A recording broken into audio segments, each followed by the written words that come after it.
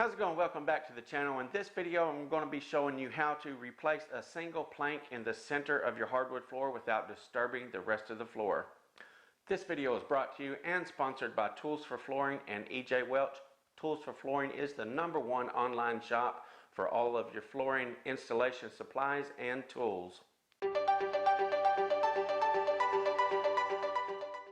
Okay, so what I'm going to do here, I'm going to actually draw me some marks on my plank here that I'm going to be removing so you can see exactly what I'm going to do, where I'm going to make my cuts and how far from the ends and stuff like that I'm going to go with my marks, with my cut.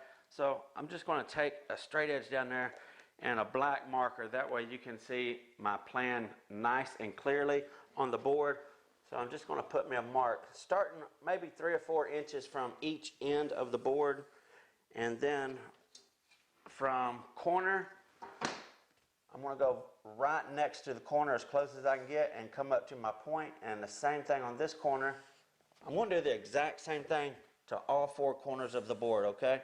Alright, so I've got my saw ready and stuff like that. And I got a board that I'm going to actually use to replace this with. It's the same size and everything. I need to get my depth of the blade set to just the thickness of the board that I'm going to be using.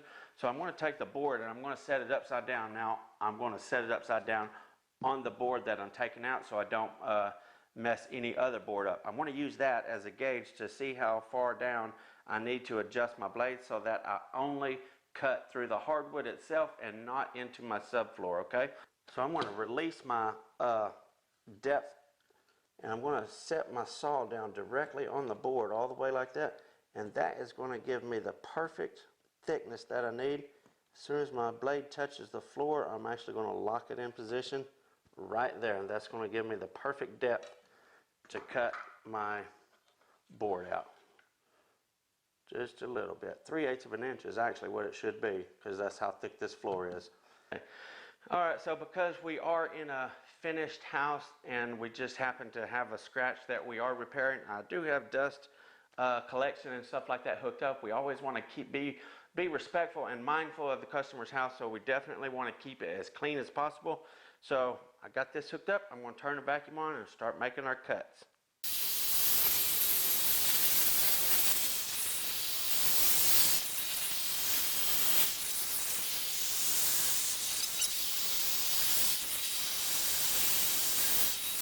So this long cut right here where my wide cuts met my long straight cut, I overlapped about 1 inch in each one of these wide cuts here to ensure that there is no bottom layer on that cut on the board there to prevent any problems. So the last thing we want whenever we're tearing up that board is to have a little bit of that bottom layer of the board actually still connected together, and it causes to struggle and stuff like that. You don't want any struggle whatsoever pulling these out because you definitely do not want to damage any of the surrounding boards. I want to point out the corner cuts on this right here. So if you'll notice how close I got with my cut to my surrounding boards right here, I didn't want to take a chance on bumping it, so I did stop just a touch shy of it, but at the same time I want to get cut as close as possible, again, just so I'm not causing any damage whenever I pull these pieces out. I want it to come out as free as possible.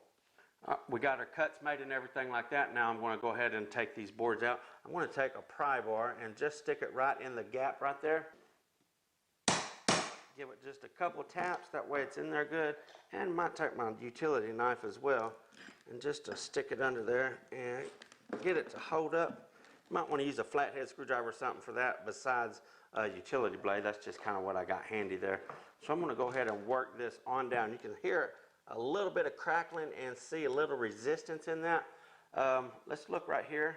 Okay, now you can see how this is already starting to raise up where I'm not able to cut all the way through to the corner right there because of the round blade. It left just a little bit of the bottom layer there, so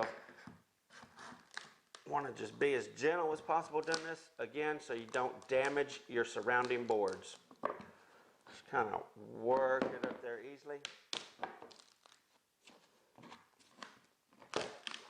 This is the front piece that I'm also taking out. So this board right here has staples along the edge of this tongue here. This is what secured it to the floor, is staples. So I do have those staples in this piece.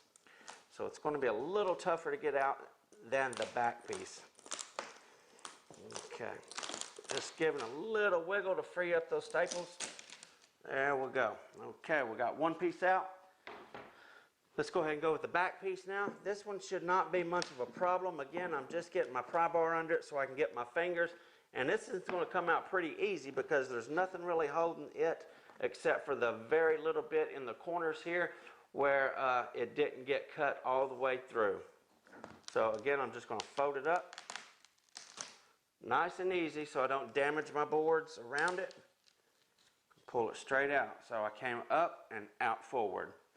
Now, these little V-cuts in it, these little V-cuts here, they should be nothing at all holding that. They should actually come out pretty simple there. Just a little wiggle, bring them right on out. Not a problem at all with that, okay? All right, piece of cake. Now we've got just a little bit of minor cleanup right here, and then we'll be ready to modify our board and place it back in position. Okay, so what I was talking about a while ago, we got staples here along this edge that was actually in the tongue of the board that we was putting down right here. So we got to remove these staples and then also remove what bit of the board is held in. This is actually part of the board right here that's held in by our board, by the staples from the board that we just took out. So we got to remove these staples and then get that tongue out of there so it's not hindering us from getting our other board in there. I'm going to take, now this is where you got to be really careful. You don't want to booger up this board right here whatsoever, okay? So putting a screwdriver or something down in there to prise that staple away, you want to be very, very careful not to damage that board, okay? So what I'm going to do with my utility blade, and I'm using my utility blade because it is nice and thin, I want to stick it down in there and give it just a little bite on the subfloor right there, and then since it's in there, I'm just going to take and push out like that right there. What it's doing, I bit into my subfloor with the tip of my blade and bent it over like that. So now my staple is a good distance away from the board that I do not want to damage. Now I can take my pliers and grab a hold of that staple since it's away from the board and pull it straight out. I'm using a pair of channel locks for this because you can grab it and then just kind of roll it right over there with that curved part in the pliers there. All right, so I got all my staples out. Now what I want to do is I want to go through here in this groove of the board. I want to make sure that I don't have any of that existing tongue in there from the board that I removed. As you can see, still got pieces of the tongue. This is the tongue of the board that we removed. So we want to get all of that out, make sure we don't have any of that left. You can use a flathead screwdriver or whatever you got handy just to run down through there. See, there's another piece. Want to make sure that we get all of that out. We don't want any of that because our replacement board is going to have a tongue on it, and it's actually going to go right back in there. And if we don't have it cleaned out, look at there. If we don't have it cleaned out, it's definitely going to give us issues when we're trying to replace our other plank. Okay, so one more thing right before we vacuum it out. Everywhere in my subfloor where there was staples, we want to scrape over that because a lot of times the staples will actually booger up the subfloor whenever you're pulling it up. So right there, I just want to scrape over that. Make sure that there's no splinters, chips, or anything holding up my board that I'm going to be putting in.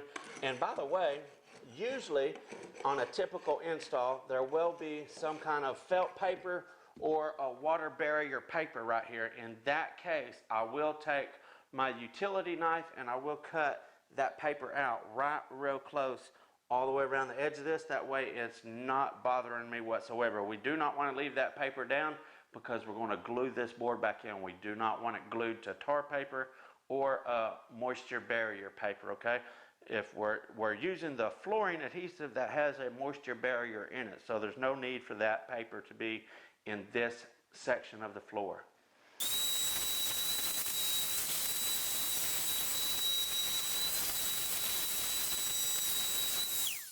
Okay, we got it all vacuumed up. Now it's time to make some modifications to this board. And yes, we do have to make some modifications to it because there's no way that we're going to get a four-sided tongue and groove board in a four-sided tongue and groove slot. We got to modify this board so that it will go down in there. I'm going to explain to you right now what needs to happen to this board.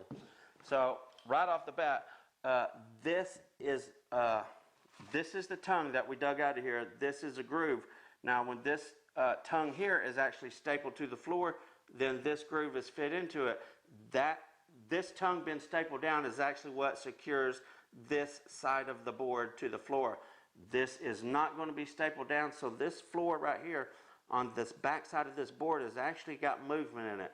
So we're going to secure that off as well, okay? First though, let's go ahead and make our modifications to this board.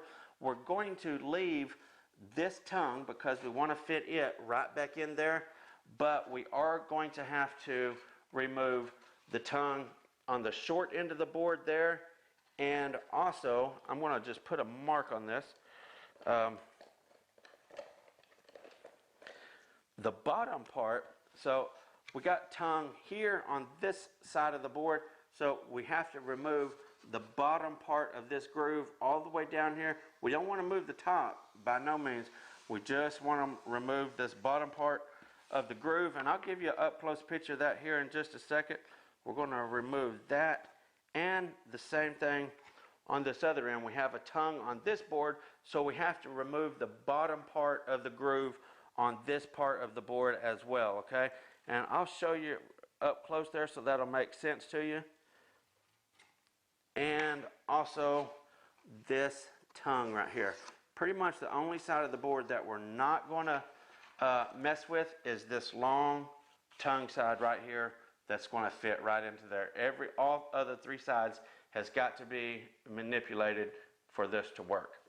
Okay, so I'm going to take and set my board right here beside where my blade's going to come up.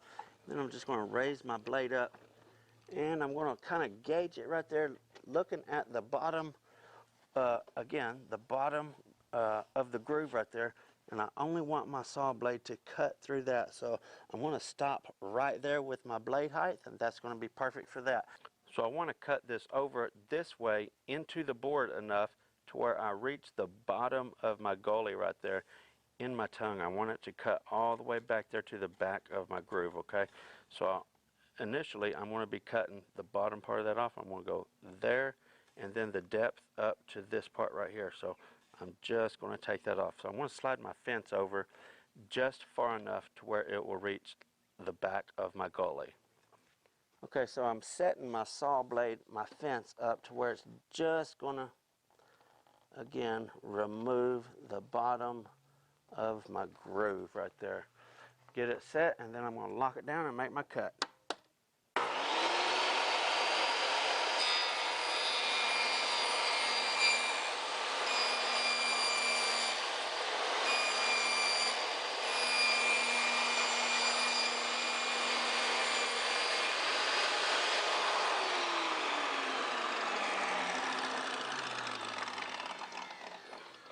Okay, so let's take a look at this and see if we got exactly what we want. So this right here is the bottom of my groove side, and that's exactly what I wanted, and it definitely looks like it is. Nice and clean all the way up through here. Let's get a look at that right there. So now we have a complete L shape in the board right there, which is beautiful. It's exactly what we want.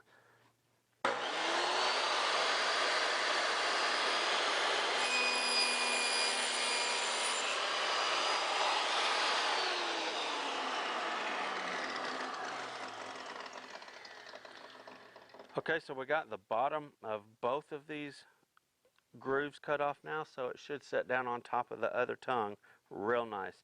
Now all we have to do is remove the tongue of this board, and we're going to be ready to place it. Okay, so again, I have to adjust my blade again. This time I'm going to back my fence up and again raise this up just enough to take my tongue off of that, just enough. And I'm going to slide my fence back over to where it will just take off the tongue. And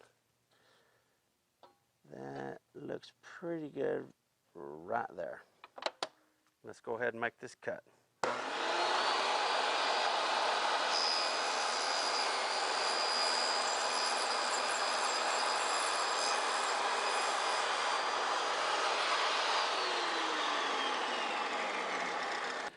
Okay, our tongue side is good. Both of our other sides are nice. This should go right in place. Now let's go check it out.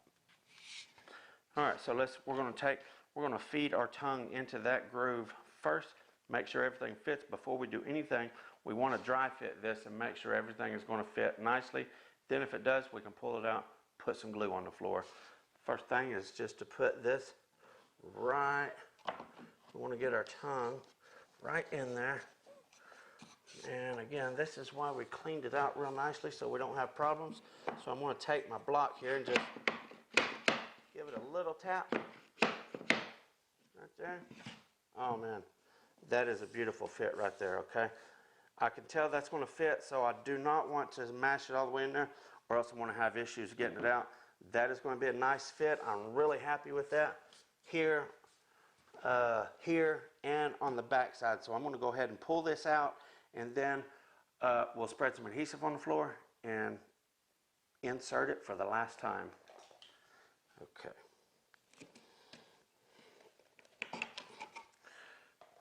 I use this adhesive because I like a fast setting adhesive. I don't like it to take 2 or 3 hours to set up and get a good bite. This stuff sets up really fast. It's all of the different size trowels on here for different situations, okay? It's very, very important that you use the recommended trowel for your particular situation, okay? In my situation right here, the thickness of the wood that we're using and on a wood subfloor, we're going to be using a 3/16 by 5/32 V-notch trowel, okay? This is mine right here. This would be for a 1/2 inch and greater. This is up to a 1/2 inch, and so on and so on and so on, okay? So definitely on any type of flooring adhesive, you definitely want to make sure that you read the bucket and get the appropriate trowel for your specific need. Okay, so I'm going to get my bucket really close to the edge of that right there. So this is really stringy glue. I don't want to make a mess on my existing floor there. I'm going to go ahead and get a bit of it down there.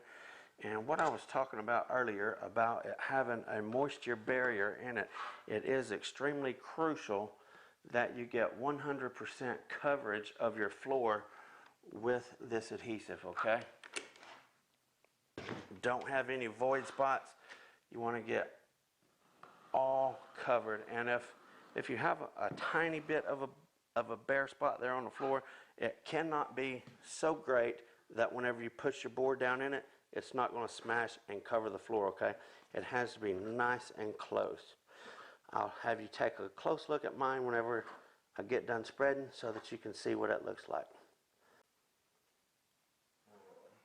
Okay. So I'm able to get my trowel under there about 1 inch. That's going to be plenty good. That's going to secure this back side of this board to the floor just as if it was stuck to the tongue of the existing board.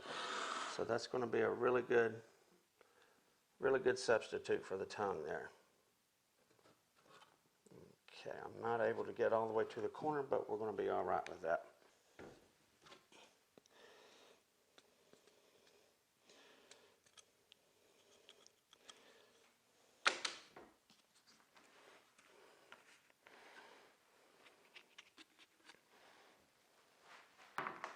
Okay, we got complete coverage with our adhesive. Now I want to insert my tongue into that groove first, and just like it did a while ago, it should fall in there beautifully. Let me give it just a little tap with my block here. There we go. Okay. Now I got just a touch of a lip right there. Mash it right down, and that worked out beautiful. Okay, so we got this in place now. Again, like I said a while ago, I want to put this is the board we put down. This is the back of the boards that was a little bit loose. I'm going to take my pin shooter. This is a 23 gauge pin shooter, so it's not going to leave any holes big enough to amount to anything. That's why I use this. I'm just going to put me about 3 pins in each one of those boards, maybe 4 right here. Okay, now the same thing in the back of this board. I'm going to put me about 4 or 5 pins in the back of this board, and it's just going to hold it nicely until the glue sets.